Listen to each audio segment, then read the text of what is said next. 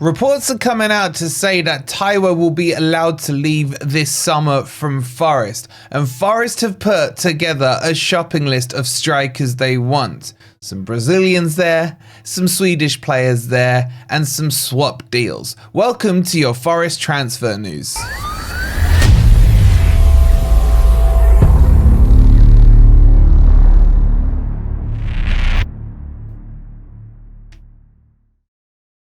Good morning, good evening, or good night. Hope you guys are doing well, and welcome to your latest Forest transfer news. I know it's March and we're April even. We're talking about transfers. Coming up in today's episode, we'll tell you about a striker that's potentially leaving Forest, another one that's potentially being used in a swap deal, and another one that we might be nicking from Bournemouth. And on top of that, there's a goalkeeper who Forest are after that I am totally against. If you're enjoying the content, please don't forget to hit that like button. Make sure you're subscribed if you are new here. And if you want more Forest content, go check out our Patreon, scan this QR code, or click on the link that's pinned in the comments. Okay, there's a lot to get into. And I'm going to start with my favorite target person, Gyökeres. Okay, look, on the off, I will say that Gyökeres coming to Forest is very unlikely. Before all the other opposition fans try to clip this up, I'm not saying Forest are getting it. You know, we don't make the news, we just break it kind of thing, as DX would say.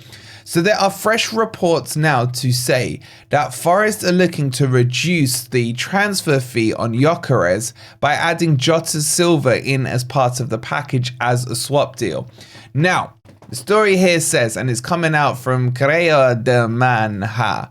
It's not pronounced right, but I thought if I put a Portuguese accent on it, it makes it sound legit. They are saying that Sporting coach Rui Borges is very keen on being reunited with Jota Silva, and he would like to work with him again. Now, they're also reporting that Forest do have a keen interest in Gyökeres and will use Jota Silva to offset some of the fee. Now, it's believed that Gyökeres would cost about 60 million to 70 million euros, so about 55 to 60 million pounds. So using Jota Silva to reduce that fee maybe by 15-20 million would mean that Forest could pick up Gyökeres for about 40 million, 35 million, something like that.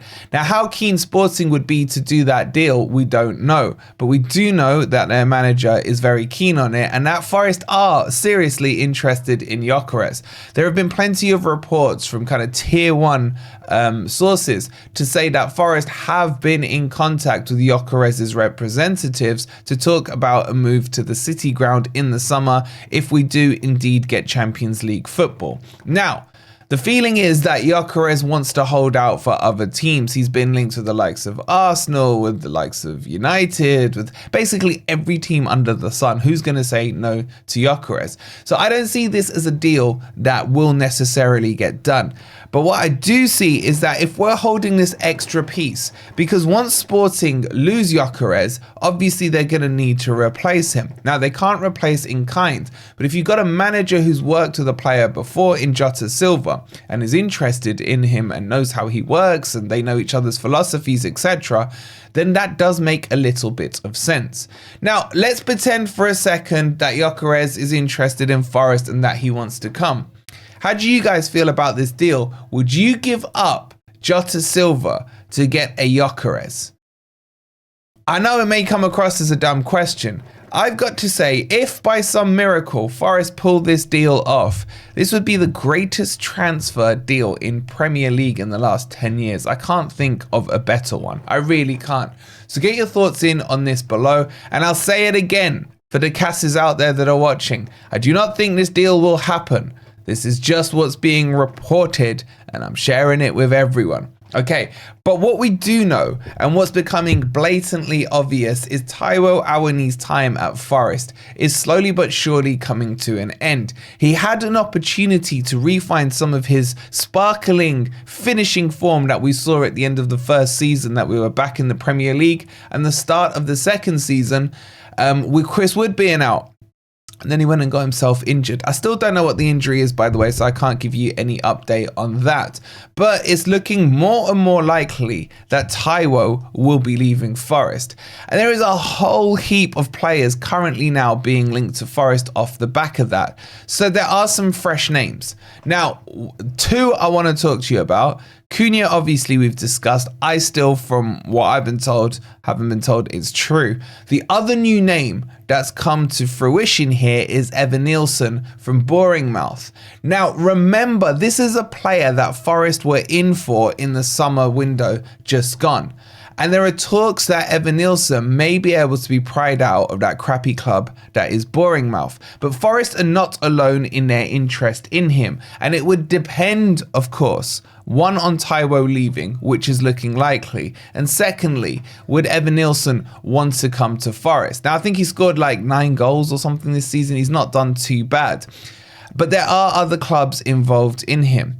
Now, Bournemouth paid £40 million for him. They would want to see a return plus interest on that. So I reckon that deal will cost Forest quite a bit of money. You've also got Newcastle and Aston Villa who are keeping tabs on him. It was actually 11 goals, he scored, not 9, in the last 28 games at Bournemouth. So a decent return in a crappy team.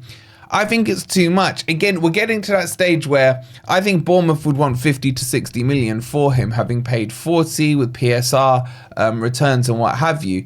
They would want a decent return on him. I like him. I wanted him in the summer. I think he could have done a good job. But again, you look at the price tag, you think that money gets you Gyökeres. But it may be a case that Gyökeres goes to a Barcelona or whatever, and that leaves Forest fishing in the next pond, which could be this Evanilson pond.